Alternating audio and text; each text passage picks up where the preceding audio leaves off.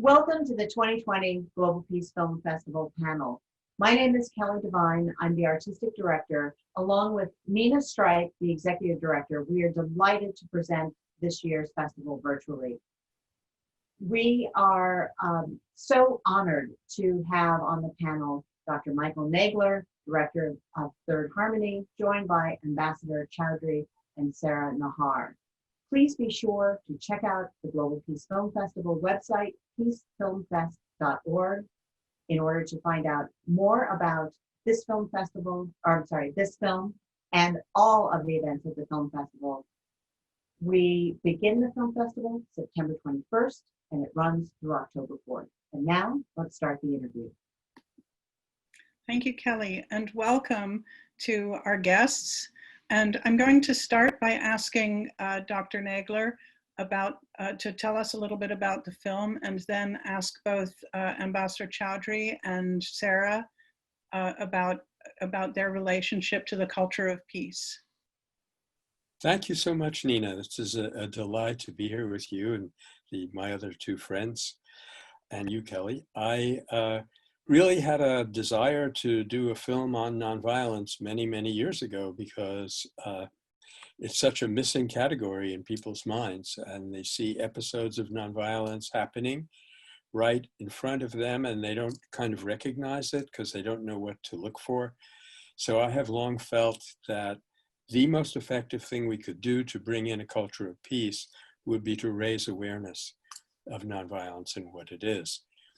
And then, although we were on a shoestring budget, we managed to interview some of the real dignitaries in the field. And I also brought in some scientists, and this neuroscientist, Marco Iacoboni, and of course, the famous Frans Dual, who's an animal behaviorist, because I think it's still true what David Corton said, that science is the knowledge validating system of our civilization. So if people persist in believing that nonviolence is not scientific, they won't believe that it's usable, that it's real. So that element is there. And I had noticed that there were a couple of very successful feature films about what I'm calling the new story, and what Ambassador Chowdhury approximately means by the culture of peace. And in those films, there was a brief moment where you saw a picture of Gandhi or a picture of King, but nobody tried to explain what they were doing there. So it dawned on me that this is almost the most important thing that people could realize now, to put these two things together, that nonviolence on the one hand and the development of a new paradigm especially with regard to human nature, on the other hand, they are symbiotic, they need one another. And nonviolence, in addition to that, is the only way that's going to get us to a new paradigm, a culture of peace. So things just started happening in a miraculous way. We ran across this wonderful editor, Sarah Gorsline. We had just enough money to get her started, and then it turned out that one of our board members, which I didn't even know this about Sky, that he writes musical scores. So he was delighted to do a score for this film, which is now, I think his album is coming out today. So I'm very, very happy with the way the film turned out. We designed it to be the right size for classrooms. It's going to be distributed by Bullfrog Films, which is a primary educational distributor. And from the results that we've seen so far,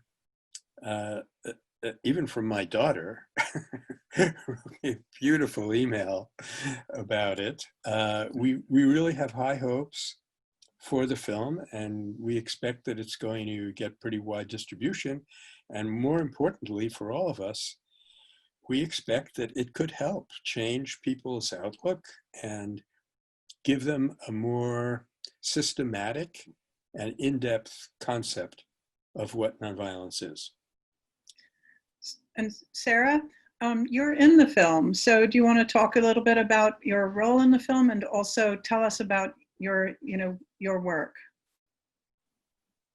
Thank you. It's good to be here with you all. And for all those listening, it's nice to meet you, albeit in this way. But please know that all the spirit and the energy that we put into this film is because we believe that your work matters and that who you are is your ancestors' gift to this particular moment. And so I greet you with a lot of excitement. One thing I really enjoyed about being a part of this film was seeing friends that I have known from the movement for ecological justice for a long time. And I can tell you a lot of those people respond to their emails. So if you see people in the emails, you're like, I want to Google them. I want to work with them. I want an internship. I want to think about how I can fit in.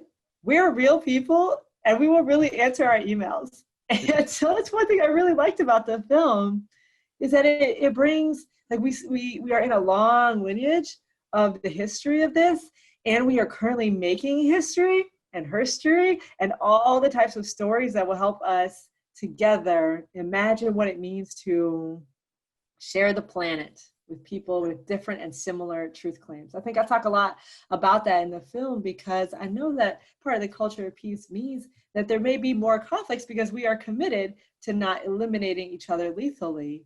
And so we are going to need to figure out how to work together and work it out and show up for each other in this big moment. So I'm grateful you're watching this panel and I hope you really enjoy the film. Right now, I'm a student in religion and environmental studies, which is a way that I'm materializing a nonviolent commitment and how to live on the planet and how to think about the structures of power that are currently in place in many societies and how to help transform those structures towards more nonviolent and sustainable ones. And thank you. And Ambassador Chowdhury, let's broaden out this panel and ask you about the culture of peace and tell us a little bit about what's happening now with the culture of peace. Thank you, Nina, for organizing this. And I thank Dr. Nagler, who gave us a wonderful piece of work in this movie or documentary, The Third Harmony.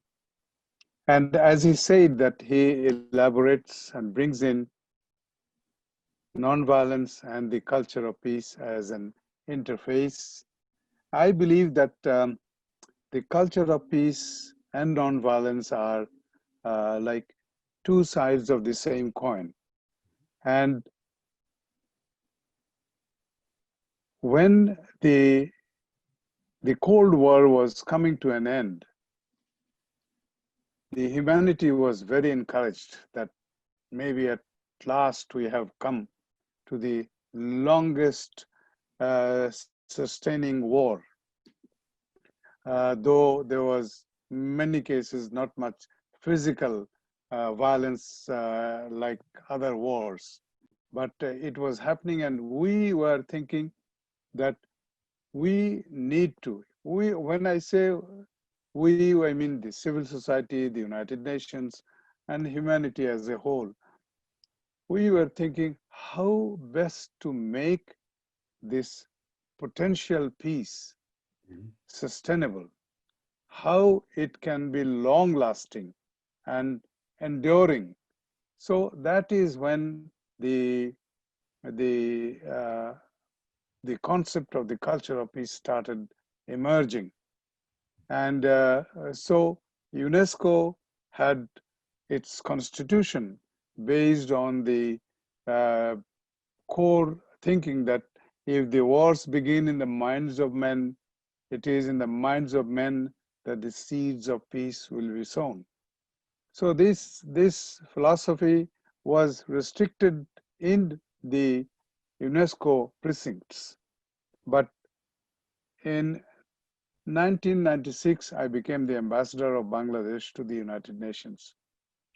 And I thought that culture of peace is the essence of new humanity. And we need to develop this as a philosophy guiding the work of the United Nations.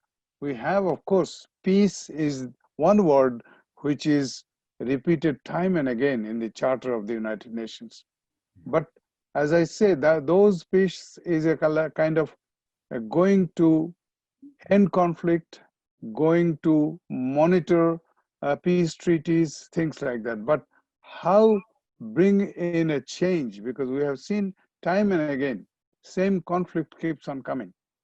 So we thought that this is the opportunity for us to you know the do the have the opportunity to do something which makes peace sustainable. In simple terms, the culture of peace is actually a decision by each one of us to consciously make peace and nonviolence as a part of our daily existence. That is the simple thing. How to live your life through non-aggressive, non-violent way. How to reach your goals and objectives of life peacefully. And that is what I thought. And then we worked in the final years of the last millennium to work on developing this. And finally, we came to adopt this document, which is the UN Declaration and Program of Action on the Culture of Peace. And last year, in 2019, we observed the 20 years of that document. It was on 13th of September, 1999, I had the honor and privilege of presenting that document to the UN General Assembly. And we were able to get it by consensus, by all member states, no reservations. So this is the only document on focusing on transition from a culture of war to the culture of peace, which has no objection from any of the members. So that is a big thing. But we have a long way to go. We need to change the way the United Nations work to promote peace. It's not just sending a peacekeeping mission and sort of it's like sending a fire brigade to put off the fire and then come back without ensuring that the fire doesn't come back there again. And this is what is happening. So we thought we have to focus on human beings. So culture of peace is actually an individual, collective, and institutional transformation. That is what we need. So that is the basic thing. And we had just on the 10th of September, we had a Zoom meeting on the high-level forum on the culture of peace, which is every year since 2012 is being convened by the President of the General Assembly. And I am very delighted to say that Dr. Nagler was one of the early speakers of that tradition of the high-level forum on the culture of peace. So that high-level forum at least tells us that member states are taking more keen interest in the culture of peace. Culture of peace basically is a movement driven by the civil society. And I have been privileged to work with them because I believe if the member states are slow, we will take over. And I have founded one civil society coalition called the Global Movement on the Culture of Peace. And so to come back to Dr. Nagler and Sarah, what would you suggest to people that they can individually that they can do to support the culture of peace? Shall I start, Sarah? Yeah. You know, in the film itself, Nina, we have embedded 5 practices that any person can undertake to, use extreme caution with the mass media, learn everything you can about nonviolence, which is what the Meta Center exists for take up a spiritual practice, relate personally to others so that we build a robust network of human connections, and then finally take action. And in the film, we have a few hints about which direction actions can go in, but we do feel that that element of personal empowerment and personal preparation is the first step. And then it's good for people to look for constructive ways of changing the culture of the world, including educational. And then when necessary, and it will be necessary, to take arms against the remaining structures of alienation and violence. So exactly where each person will land in terms of what they can do will be best determined when they have a little more self-knowledge, know what their strengths and weaknesses are, and also know what they need to learn, how they need to be trained, what they need to know about strategy, because we have Reverend Jim Lawson speaking very strongly about that element in the film. And we feel that that's an important thing to put before people, because the impulse today is to rush out and protest. But those protests, as we know, can be compromised by provocateurs. And in any case, they don't really lead to effective change by themselves. So we have all of these kind of hints and suggestions in the film. And I might add, the one thing we haven't mentioned yet, Nina, that the film is part of a bundle. There's a book, which is already out, called The Third Harmony. And guess what's coming? A board game called Cosmic Peace Force, Mission Harmony 3. So all those three elements will work together to create the Third Harmony project, which we will be really sending out in social media pretty soon. So, you know, as I say, it's individual for exactly how we do this, but I think those 5 steps would be a helpful start for grounding and empowering ourselves before we choose where we can most effectively act. And Sarah? And then I would speak to affinity. So building on the work that one can do internally, you can only go as far internally as you go externally. And of course, only as far externally as you go internally. So the culture of peace will be things that happen inside of you outward and outside of you inward. And as you do that, don't do it alone. So one thing, when we talk about Christian peacemaker teams, we sent small teams of trained individuals together to work alongside local peacemakers and anti-oppression activists to say, how can we be of service? What does solidarity look like? And so those small groups that travel together are called affinity groups of sorts. That's a broad term within the movement. And it can be affinity based on where you live or parts of your identity or what types of actions you hope to take. But by looking at who's my crew, who can I count on?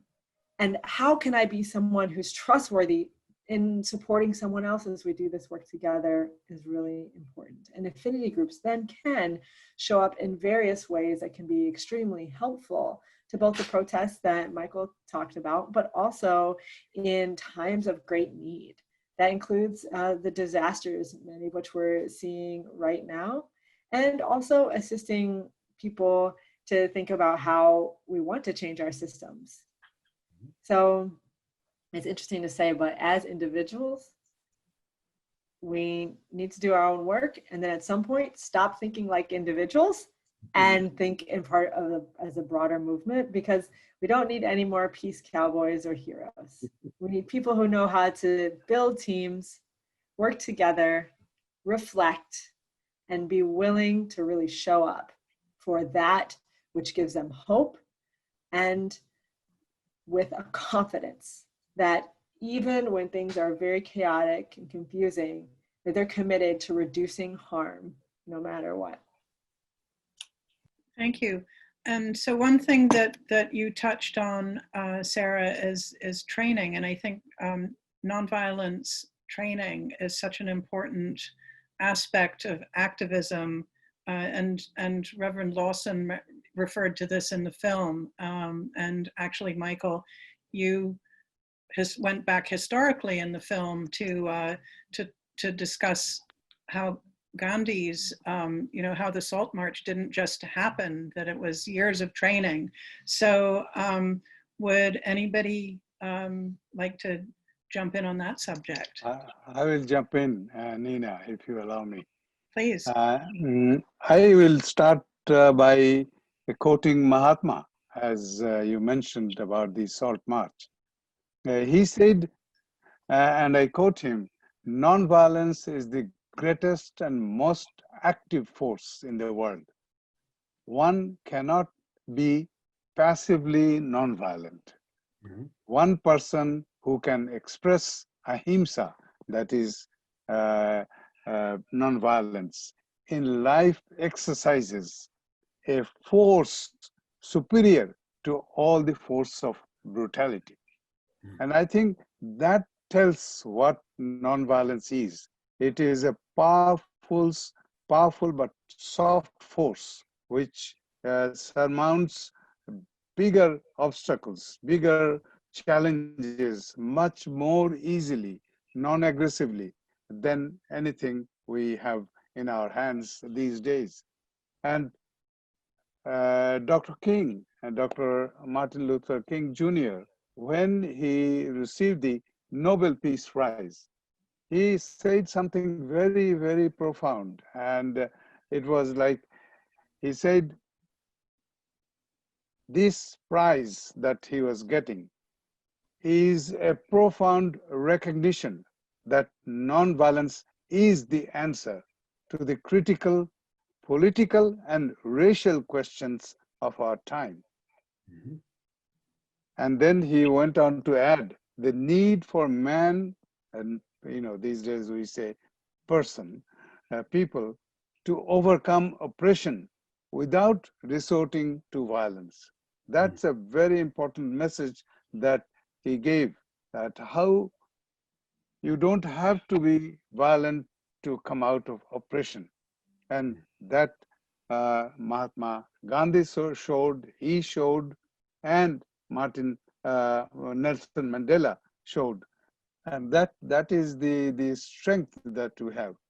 Culture of peace can be a very powerful tool in promoting a global consciousness that serves the best interests of a just and sustainable peace. We should know that everybody says that, and Martin Luther King, again, I quote him, he said very nicely that we must concentrate not merely on the negative expulsion of war, but the positive affirmation of peace. That is extremely important. And we, in many cases, we talk about avoiding passive peace. Ending war is a passive peace. We have to see how to end oppression, injustice, prejudice, racism, and how to ensure that we, all of us, live together, protected by what I call and many call as human security. That is the essence. Our security these days is basically state security, that our military, our aggressive behavior, all are reportedly in the best interest of the country. But we have to also remember that how about the people of those countries? Is that kind of security helping there? Are they feeling more secure and happy in their daily lives with that kind of militarization and militarism? I think the expenses that we put in, the money that we put in for military purposes is a totally waste. So that is, we derive from the philosophy of nonviolence. Mahatma said, Dr. King, President Mandela, all of them have sort of proved time and again that this is a force which is not, which does not have a parallel. So we have a big tool in our hand. United Nations declared, of course, October 2 on Mahatma Gandhi's birthday as the International Day of Nonviolence. And that's a wonderful initiative which was taken by India. So that is a wonderful opportunity for all of us to bring the culture of peace and nonviolence together to reinforce each other. And Sarah and Michael, anything to add? Sarah? Sure. And you might be thinking, hey, well, maybe I'm a person of racial privilege, or maybe I have class privilege. Like, how can I show up? And really, one thing that's awesome about nonviolence is that every single person can bring their gifts in figuring out how to block harm and how to build the alternatives we need and how to be in alignment with deepest values. And so this is not only a struggle of oppressed peoples trying to get justice. This is about creating the world that you want to see, where you also have more freedom, more friends, a chance to really be and express yourself, to do work that's meaningful, and to have enough for human flourishing. So you really have a stake in this too. It's not just problems that are over there or that other people have, but actually all of our neighborhoods are connected.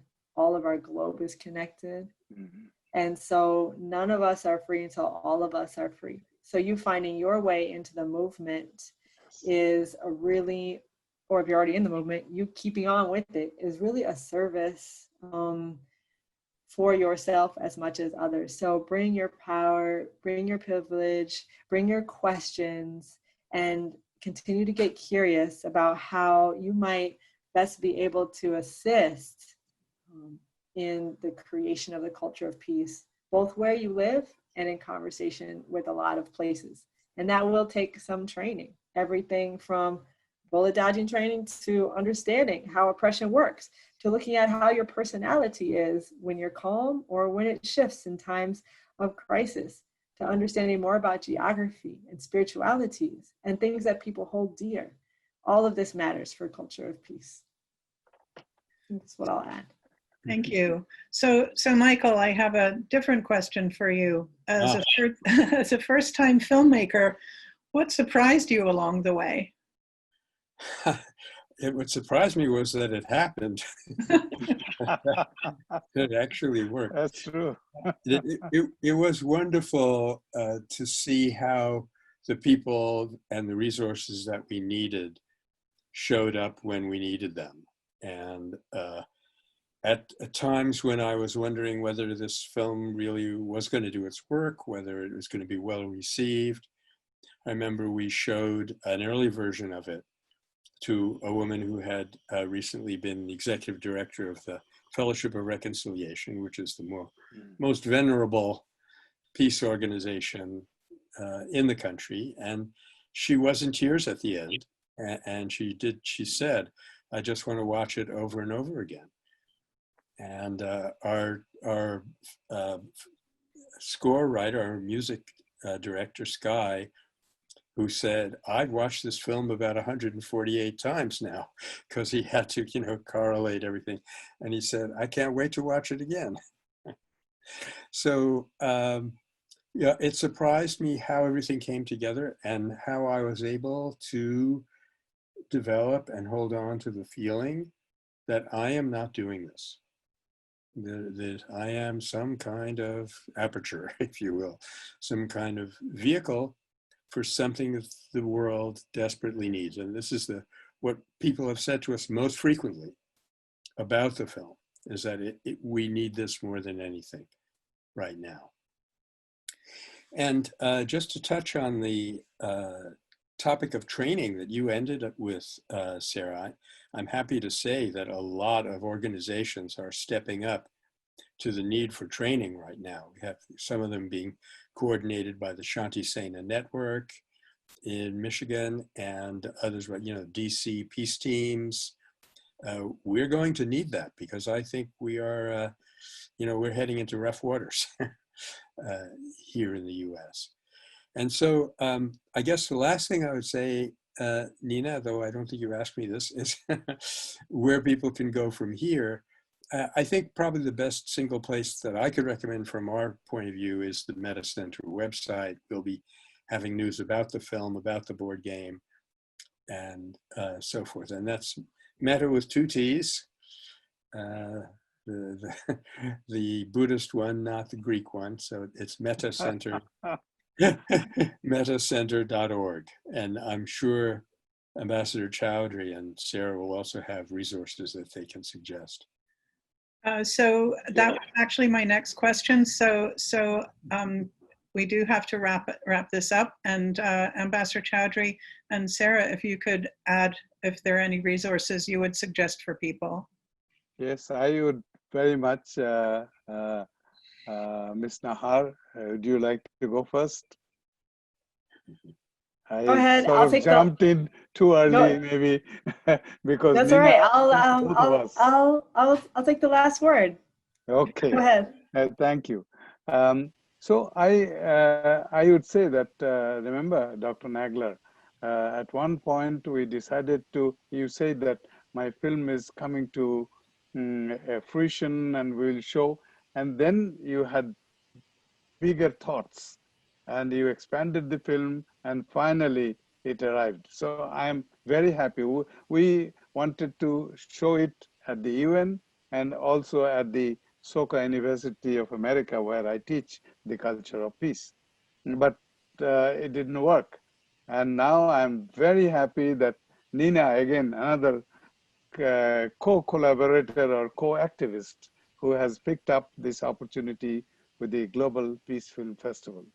I think Global Peace Film Festival has done a wonderful job over the years. I am associated with Nina and the festival for a number of years. And I believe that they have brought in a quality in the objectives of the culture of peace. And I think they have shown human rights films, peace films, individual challenges films. So this is wonderful. And I would suggest one thing before I go to the next step, that Nina, I think even if you commence your in-person film festival, I think there is a bigger opportunity to continue with the Zoom efforts. I think Zoom has opened up in a different way, reaching out people from the farthest corners of the world coming together. I think this is amazing because it's cost effective and participatory and brings in, and I believe that I was saying this before we started, that in a last Culture of Peace forum, we had many women and young people joining in from various parts of the world who had never thought of coming into an UN meeting to speak. So that is my recommendation. Please continue. And I'm happy, Dr. Nagler, that you mentioned about the scientists, neuroscientists, and others. As a matter of fact, I'm sure you know about it. In 1986, a large group of scientists were brought in by UNESCO, and they came together issuing a statement called Seville Statement on Violence. And Seville is the city in Spain. And they met there, scientists, neuroscientists, social scientists, anthropologists, many people. And they came out the theory that non-violence is not either inherited or genetically programmed in human beings. You mean violence? Yes, yes. Sorry, not violence. Sorry, my apologies. Violence is not inherited because of our ancestors or because of the connection. Evolution theory is sort of a nomadic theory. But let me also mention here that the Declaration on the Culture of Peace, which I showed, mentioned in Article 1 that culture of peace is actually a set of values, mode of behavior, and way of life, which respects life itself, wants to end violence, and promotes and learns about culture of peace, nonviolence through education, through dialogue, and through cooperation. So that is very, very important. I believe that that should continue. And I believe that the culture of peace has a momentum now. And Dr. Nagler's film will add big support to the promotion and advancement of the culture of peace. So this is a wonderful moment for me to join you in this panel and say that we are all with the film and with the participants here, Dr. Nagler, Ms. Nahar, Nina, of course, always, and Kelly. Thank you very much for inviting me to join you. And Sarah, the last Yes, word. thank you. Thank you to you all. What I'd say for the last word of where to go next is to the earth itself. After you watch this film, I invite you to take the images with you in your heart and to get out into natural spaces. That might just be with the mountains outside your home or the dandelions in the sidewalk. But wherever you can go to get close to the earth, to listen for instructions, to feel grounded, and to know that this is your home, you belong here, that we belong to this earth together. The earth will guide you about where to go next.